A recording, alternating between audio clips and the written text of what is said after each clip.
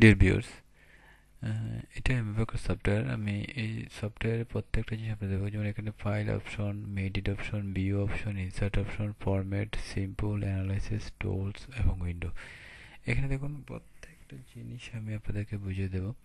তো এই সম্পর্কে আমি ভিডিও নিয়ে আসবো আপনাদের সামনে। এবং এখানে দেখুন যে সার্চ বাটন, এখানে ওয়ার্ল্ড মার্কেট, গ্রুপ, সেক্টর দেওয়া আছে। তারপর এখানে সিম্পলের নাম দেওয়া আছে। তো এখানে দেখুন, এখানে আপনি প্রত্যেকটা সিম্পল নাম পাবেন।